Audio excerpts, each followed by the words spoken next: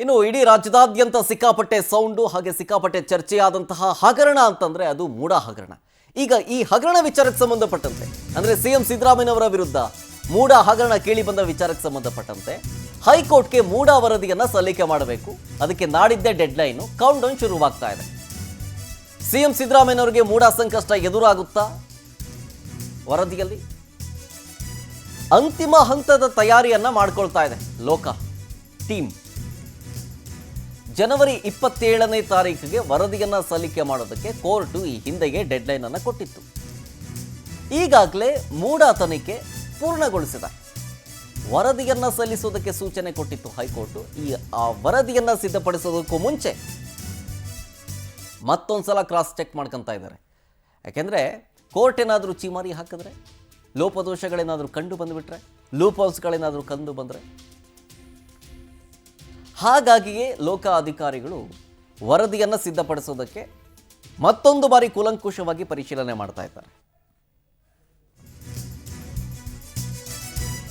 ನೋಡಿ, ಮೂಡಾ ಕೇಸ್ನಲ್ಲಿ ಕ್ಲೀನ್ ಚಿಟ್ಟು ಸಿದ್ದರಾಮಯ್ಯನವ್ರಿಗೆ ಅನ್ನೋ ವಿಚಾರಕ್ಕೆ ಸಂಬಂಧಪಟ್ಟಂತೆ ಈ ಕ್ಲೀನ್ ಚಿಟ್ ಕೊಟ್ಟಿರೋ ಬಗ್ಗೆ ನನಗೆ ಗೊತ್ತಿಲ್ಲ, ಅದ್ರ ಬಗ್ಗೆ ನನಗೇನೂ ಗೊತ್ತಿಲ್ಲ. ಹೊಸದಾಗಿ ಇದು ಈಗ ಹೇಳ್ತಾ ಇರೋದು ಸಿಎಂ ಸಿದ್ದರಾಮಯ್ಯನವರು ಗೊತ್ತಿಲ್ಲ ಅನ್ನೋ ಪದ ಬಳಸ್ತಾ ಇರೋದು. ಬೆಂಗಳೂರಿನಲ್ಲಿ ಸಿಎಂ ಸಿದ್ದರಾಮಯ್ಯನವರು ಈ ಸ್ಟೇಟ್ಮೆಂಟ್ ಅನ್ನು ಕೊಡ್ತಾ ಇದ್ದಾರೆ. ಅಂದರೆ ಅವ್ರಿಗೆ ಈ ಬಗ್ಗೆ ಮಾಹಿತಿ ಇಲ್ಲ, ಕ್ಲೀನ್ ಚಿಟ್ಟು ಅದೆಲ್ಲ ನನಗೆ ಗೊತ್ತಿಲ್ಲ ಅದು ಅಂತಂತಂದ್ರು. ಹಾಗಾದ್ರೆ ಈ ವಿಚಾರಕ್ಕೆ ಸಂಬಂಧಪಟ್ಟಂತೆ ಏನು ಹೇಳಿದ್ರು ಸಿಎಂ, ಬನ್ನಿ ನೋಡೋಣ. ಸರ್, ಈಗ ಮೂಡಾ ಕೇಸ್ನಲ್ಲಿ ತಮ್ಮ ಕುಟುಂಬಕ್ಕೆ ಕ್ಲೀನ್ ಚಿಟ್ ಕೊಟ್ಟಿದ್ದಾರೆ ಸರ್ ಲೋಕಾಯುಕ್ತ ಪೊಲೀಸರು. ಅಧಿಕಾರಿಗಳು ತಪ್ಪು ಮಾಡಿದ್ದಾರೆ, ಸಿದ್ದರಾಮಯ್ಯನವರು ಮತ್ತೆ ಅವ್ರ ಪತ್ನಿ ತಪ್ಪು ಮಾಡಿಲ್ಲ ಅಂತ ಹೇಳಿದ್ದಾರೆ.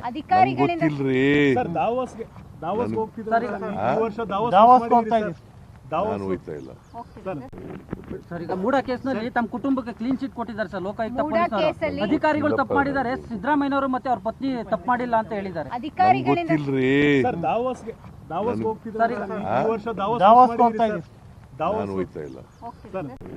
ಸರ್, ಈಗ ಮೂಡಾ ಕೇಸ್ ಡೀಟೇಲ್ಸ್ ಕೊಡ್ತಾರೆ ಇದ್ರ ಬಗ್ಗೆ ನಮ್ಮ ಪ್ರತಿನಿಧಿ ರೂಪೇಶ್ ನೇರ ಸಂಪರ್ಕದಲ್ಲಿ ಜಾಯ್ನ್ ಆಗಿದ್ದಾರೆ.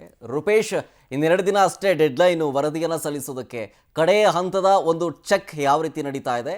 ಜೊತೆಗೆ ಸಿದ್ದರಾಮಯ್ಯನವರು ಹೇಳಿದ್ರು ನನಗೆ ಇದ್ರ ಬಗ್ಗೆ ಏನೂ ಗೊತ್ತಿಲ್ಲ ಅಂತೇಳಿ, ಕ್ಲೀನ್ ಚಿಟ್ ಬಗ್ಗೆ ಏನು ಡೀಟೇಲ್ಸ್ ಕೊಡ್ತೀರಿ ಇವೆರಡು ವಿಚಾರಕ್ಕೆ ಸಂಬಂಧಪಟ್ಟಂತೆ?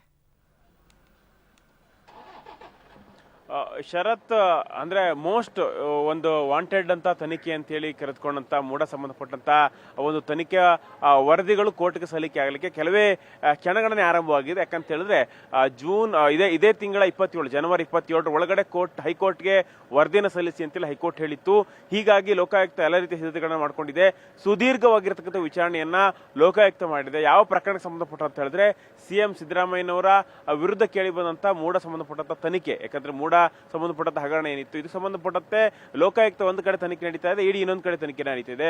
ಪ್ರಮುಖವಾಗಿ ಲೋಕಾಯುಕ್ತವೇ ಬೇರೆ ಬೇರೆ ಜನಕ್ಕೆ, ಯಾಕಂತ ಹೇಳಿದ್ರೆ ಮೂಡ ಸಂಬಂಧಪಟ್ಟ ಅಧಿಕಾರಿಗಳಿರ್ಬಹುದು, ಅದೇ ರೀತಿಯಾಗಿ ಅಲ್ಲಿ ಸಂಬಂಧಪಟ್ಟಂತ ಸಿಎಂ ಅವರ ಬಾಮೈದ ಇರಬಹುದು, ಸಿಎಂ ಅವರ ಪತ್ನಿ ಇರಬಹುದು, ಇವರೆಲ್ಲರಿಗೂ ಕೂಡ ವಿಚಾರಣೆಗೆ ನೋಟಿಸ್ ಅನ್ನು ಕೊಟ್ಟು ಕರೆದು ಒಂದು ಮಾತಾಡಿಸಿತ್ತು. ಅದಾದ ಬಳಿಕ ಸವಿವರವಾಗಿ ಒಂದು ಚಾರ್ಜ್ ಶೀಟ್ ಅನ್ನು ಸಲ್ಲಿಕೆ ಮಾಡಬೇಕು, ಕೋರ್ಟ್ಗೆ ವರದಿಯನ್ನು ಸಲ್ಲಿಕೆ ಮಾಡಬೇಕು. ಏನಂತ ವರದಿ ಸಲ್ಲಿಕೆ ಮಾಡಬೇಕು ಅಂತ ಹೇಳಿದ್ರೆ, ಒಟ್ಟಾರೆ ಮೂಡ ಸಂಬಂಧಪಟ್ಟಂತ ಆರೋಪಗಳು ಕೇಳಿ ಬಂದಿದೆಯಲ್ಲ, ಹೈಕೋರ್ಟ್ ಹೇಳಿದೆ ಸಂಬಂಧಪಟ್ಟ ತನಿಖೆ ಆಗ್ಲಿ ಬಿಡಿ ಅಂತ ಹೇಳಿ ಸಿದ್ದರಾಮಯ್ಯ ತಡೆ ತರಬೇಕು ಅಂತೇಳಿ ಕೋರ್ಟ್ಗೆ ಹೋದ್ರು. ಆದ್ರೆ ಮೂಡ ಸಂಬಂಧಪಟ್ಟ ತನಿಖೆ ಆಗಲಿ ಅಂತೇಳಿ ಹೈಕೋರ್ಟ್ ಹೇಳಿತ್ತು. ಆ ಸಂಬಂಧಪಟ್ಟ ತನಿಖೆಗಳು ಲೋಕಾಯುಕ್ತ ಹೈಕೋರ್ಟ್ಗೆ ವರದಿಯನ್ನು ಸಲ್ಲಿಸಲಿಕ್ಕೆ ಸಿದ್ಧತೆಗಳನ್ನ ಮಾಡ್ಕೊಂಡಿದೆ. ಮೇಲ್ನೋಟಕ್ಕೆ ಒಂದು ಮಾಹಿತಿಗಳ ಪ್ರಕಾರವಾಗಿ ಲೋಕಾಯುಕ್ತ ಅವರು ಮೂಡ ಸಂಬಂಧಪಟ್ಟಂತೆ ಸಿಎಂ ಸಿದ್ದರಾಮಯ್ಯನವರು ಕ್ಲೀನ್ ಚಿಟ್ ಕೊಟ್ಟಿದ್ದಾರೆ ಅಂತ ಮಾಹಿತಿಗಳು ಬರ್ತಾ ಇದೆ.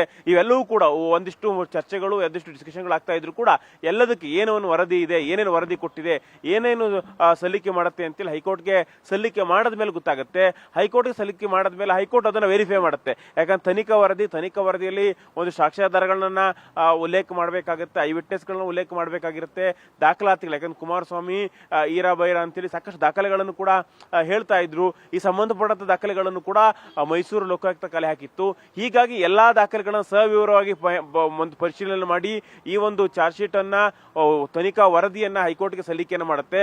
ಹೈಕೋರ್ಟ್ ಈ ವರದಿಯನ್ನು ಯಾಕೆ ಪರಿಗಣಿಸುತ್ತೆ? ಯಾಕಂತ ಹೇಳಿ ಒಂದು ವೇಳೆ ಕ್ಲೀನ್ ಚಿಟ್ ಸಿಕ್ಕಿದ್ದು ಹೌದಾದ್ರೆ ಅಲ್ಲಿನ ತನಿಖೆಯಲ್ಲಿ ಲೋಪಗಳನ್ನೇನಾದ್ರೂ ಪಾಯಿಂಟ್ ಔಟ್ ಮಾಡುತ್ತಾ? ನೀವು ಯಾಕೆ ಸಿಎಂ ಸಿದ್ದರಾಮಯ್ಯನವರಿಗೆ ನೋಟಿಸ್ ಅನ್ನು ಕೊಟ್ಟು ಸಿಎಂ ಸಿದ್ದರಾಮಯ್ಯ ವಿಚಾರಣೆ ಕರೆದಿಲ್ಲ? ಅಥವಾ ಇನ್ನೊಂದಿಷ್ಟು ತನಿಖೆ ಲೋಪಗಳಾಗಿದ್ರೆ ಆ ಲೋಪಗಳನ್ನು ಕೂಡ ಹೈಕೋರ್ಟ್ ಎತ್ತಿ ಹಿಡಿಯುವಂತ ಸಾಧ್ಯತೆಗಳಿರುತ್ತೆ.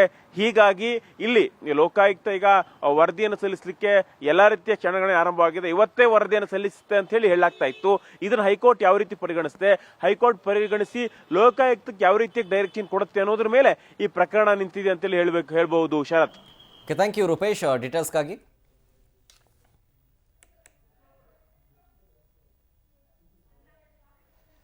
ಮೂಡಾ ಕೇಸ್ ವಿಚಾರಕ್ಕೆ ಸಂಬಂಧಪಟ್ಟಂತೆ ಈಗಷ್ಟೇ ಹೇಳ್ತಾ ಇದ್ರು ನಮ್ಮ ಪ್ರತಿನಿಧಿ ರೂಪೇಶ್, ಮೋಸ್ಟ್ ಪ್ರಾಬಬ್ಲಿ ಇವತ್ತೇ ಹಾಕಬಹುದು, ಈ ವರದಿಯನ್ನು ಹೈಕೋರ್ಟ್ಗೆ ಸಲ್ಲಿಸಬಹುದು ಅಂತ ಹೇಳ್ತಾ ಇದ್ರು. ಇವತ್ತು ಇಲ್ಲ, ಮೋಸ್ಟ್ ಪ್ರಾಬಬ್ಲಿ ನಾಳೆನೂ ಮಾಡ್ಬೋದು, ತೊಂದರೆ ಇಲ್ಲ. ಬಟ್ ಹೆಂಗಿದ್ರು ಗಡುವು ನಾಡಿದ್ದಿದೆಯಲ್ಲ, ಸ್ವಲ್ಪ ಟೈಮ್ ತಗೊಂಡು ಇನ್ನೊಂದು ಸ್ವಲ್ಪ ಕ್ರಾಸ್ ಚೆಕ್ ಮಾಡ್ಕೊಂಡು ಸಬ್ಮಿಟ್ ಮಾಡೋಣ ಅನ್ನೋ ಇರಾದೆಯಲ್ಲಿದ್ದಾರೆ ಲೋಕಾಯುಕ್ತ ಅಧಿಕಾರಿಗಳು. ಬಟ್ ಸಿದ್ದರಾಮಯ್ಯನವರು ಈ ಕ್ಲೀನ್ ಚಿಟ್ ವಿಚಾರಕ್ಕೆ ಸಂಬಂಧಪಟ್ಟಂತೆ ಇಲ್ಲ ನನಗೇನೋ ಗೊತ್ತಿಲ್ಲ ರೀ, ಅದು ಮಾಹಿತಿ ಬಂದರೆ ನಮ್ಗೆ ಗೊತ್ತಾಗುತ್ತೆ ಅಷ್ಟೇ, ನಮಗೇನು ಬಂದಿಲ್ಲ, ಅಧಿಕೃತವಾಗಿ ನನಗೇನು ಬಂದಿಲ್ಲ ಅಂತ ರಿಯಾಕ್ಷನ್ ಕೊಟ್ಟರು ಮೈಸೂರಿನಲ್ಲಿ ಸಿದ್ದರಾಮಯ್ಯನವರು. ಜೊತೆಗೆ ಈ ವಿಚಾರ ಕೇಳಿದಾಗ ಈ ಕ್ಲೀನ್ ಚಿಟ್ ಅನ್ನೋ ಪದ ಕೇಳ್ತಾ ಇದ್ದಂತೆ ಅಕ್ಕಪಕ್ಕದಲ್ಲಿರೋರ ಮುಖದಲ್ಲಿ ಮಂದಹಾಸ ಬೇರೆ ಮೂಡಿತ್ತು, ಅದನ್ನು ಕೂಡ ಗಮನಿಸ್ತಾ ಇದ್ದೀವಿ. ವಿಜಯನಗರ ಥರ್ಡ್ ಸ್ಟೇಜ್ನಲ್ಲಿ ಅಲರ್ಟ್ ಆದಂತಹ ನಿವೇಶನ 14 ನಿವೇಶನ, ಇದರಲ್ಲಿ ಸಿದ್ದರಾಮಯ್ಯನವರ ಪ್ರಭಾವ ಆಗಲಿ ಬೀರಿಲ್ಲ, ಇದೆಲ್ಲಕ್ಕೂ ಕೂಡ ಈ ನಿಯಮಗಳನ್ನು ಪಾಲಿಸದೇ ಇರೋದು ಮೂಢ ಅನ್ನುವಂಥ ವರದಿಯನ್ನು ಸಿದ್ಧಪಡಿಸೋ ಸಾಧ್ಯತೆ ಇದೆ ಅಂತ ಹೇಳಿ ಮಾಹಿತಿ ಲೀಕ್ ಆಗ್ತಾ ಇದೆ.